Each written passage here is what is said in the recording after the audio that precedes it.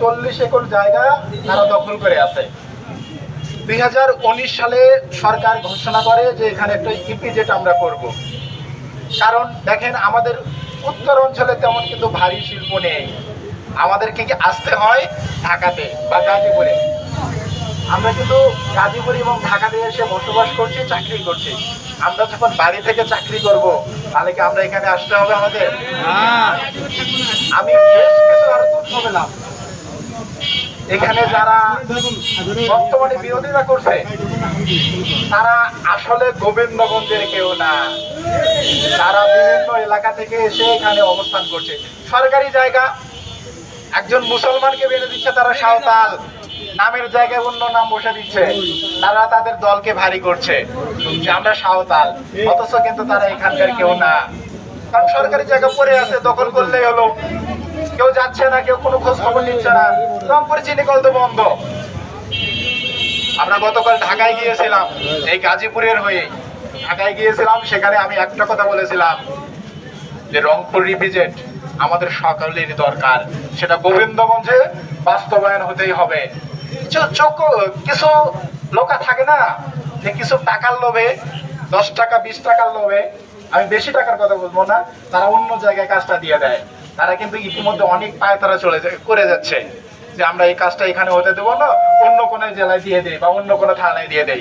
আপনারা চিন্তা করে দেখেন যে রংপুর বিভাগের মতো যে বিভাগ রয়েছে, যে জায়গা রয়েছে, এরকম জায়গার ভিতর এরকম খাস জায়গা 1840 একর এক জায়গায় কোথাও আছে? কোথাও নাই, যেটা কিন্তু আমাদের গোবিন্দগঞ্জে। আর গোবিন্দগঞ্জ থেকে হিলি কিন্তু আমাদের কাছে। আবার মহিমাগঞ্জ রেল স্টেশন আছে, বগুড়া বিমানবন্দর সেটা রয়েছে। আমরা কিন্তু খুব তাড়াতাড়ি পণ্যগুলো এখান থেকে বিদেশে রপ্তানি করতে পারবো। আমাদের সরকার কিন্তু এখান থেকে অনেক রাজস্ব পাবে। সরকার হয়তো বর্তমানে যে ডক্টর মোহাম্মদ ইউনূস স্যার রয়েছে, আমি তার কাছে বিশেষভাবে অনুরোধ করব, আপনি ইপিজেড বাস্তবায়ন করে দেন। আমি জানি আপনি আমাদের দেশের জন্য অনেক কিছু করেছেন, আগামীতে করবেন ইনশাল্লাহ। আমরা আপনার পাশে আছি। আমাদের গোবিন্দগঞ্জে ইপিজেড চাই, মানে আমাদের ইপিজেড লাগবে, কারণ সরকার ঘোষণা তো দিয়েছে। আমরা ঘোষণা প্রস্তাবনা আর মানবো না, আমরা চাই বাস্তবায়ন।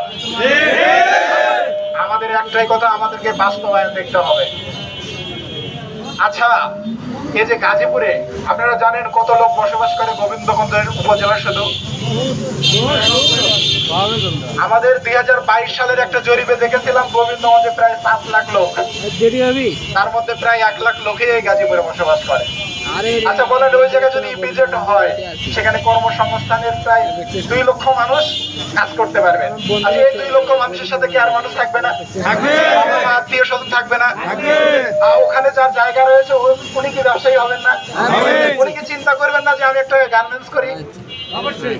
আমি তো ইতিমধ্যে দেখে এসেছি যে আমাদের এখানে যে অ্যাপেক্স রয়েছে, তার কিন্তু তিনি কিন্তু অন্য জায়গায় জায়গা কিনে রেখেছে এবং সেখানে কিন্তু অনেক কার্যক্রম রয়েছে, অনেক ফ্যাক্টরি কিন্তু আশেপাশে অনেক ইতিমধ্যে হয়েছে।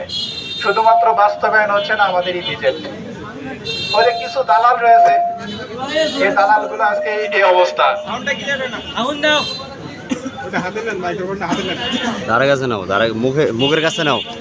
মুখের কাছে নাও। আমরা এটা কখনোই মানবো না, আমাদের ইপিজেড লাগবেই। আমরা রেল লাইন থেকে কি সবাই এসেছি? আমি একটু দেখতে চাই, রেল লাইন থেকে যারা আসার কথা রয়েছিল, আপনারা কি আসছে? বটতলা থেকে যদি আসতেন আমরা একটা র্যালি করতাম, ছোট্ট একটা র্যালি করতাম, বেশি দূরে না, আমরা এখানে। কারণ আমরা মানুষের দুর্ভোগ করতে চাই না, আমাদের এটা শান্তি। কারণ আমরা এটা ইতিমধ্যে আমরা প্রস্তাবনা পেয়েছি, আমাদের প্রস্তাব রয়েছে, শুধু এখন শুধু বাস্তবায়নে।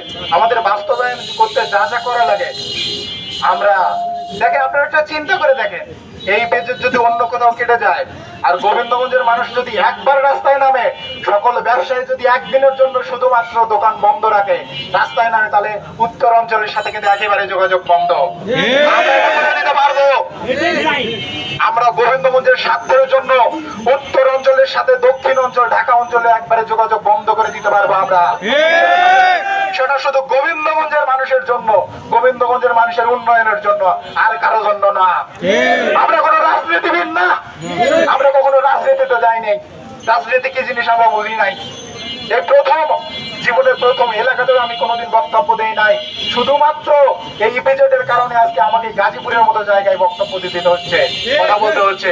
আমাদের লোকেরা কি করে গোবিন্দগঞ্জ, অনেক নেতা রয়েছে, অনেক আওয়ামী লীগ রয়েছে, অনেক বিএনপি রয়েছে, অনেক জামাত রয়েছে, তারা কি করে? জামাত যদি নামে বিএনপি নামে না, বিএনপি যদি নামে আওয়ামী লীগ নামে না, কেন ভাই সম্ভব? এটা কি আপনার বাপ দাদার সম্পত্তি নাকি? হ্যাঁ, এটা সবার, আপনি সবার জন্য এখন নামেন না কেন বাইরে? চাঁদা খাওয়ার দরকার আপনি পরে খায়েন, আগে বিজেপি বাস্তবায়ন করেন। চাঁদা ছাড়া তো আজকাল কোথাও কিছু চলে না। আপনি চাঁদা খান পরে খান, আগে বিজেপি বাস্তবায়ন করেন, আপনি বিজেপির কাজ করেন। আপনার তা না করে আগেই টাকা খাচ্ছেন, আগেই আপনারা মনে করেন পকেট ভারী করছেন।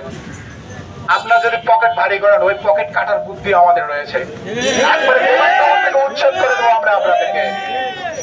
আদিবাসীরাও চায় যে এখানে সাঁওতাল হোক, যে আদিবাসীরাও চাও এখানে ইপিজেড হোক, তারাও চায় যে এখানে ইপিজেড হোক, কারণ ইপিজেড হলে তারা একটা চাকরি পাবে, তারা চাকরি পাবে, তারা এখানে সরকার থেকে সব ধরনের সুযোগ সুবিধা পাবে।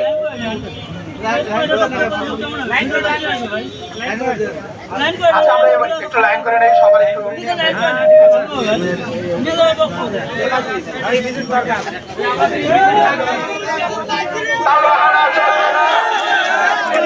ছাড়বো না, ইপিজেড ছাড়বো না, ইপিজেড ছাড়বো না। প্রস্তাবিত ইপিজেডের কাজ বন্ধ কেন? প্রশাসন জবাব দে, ইপিজেডের কাজ বন্ধ কেন?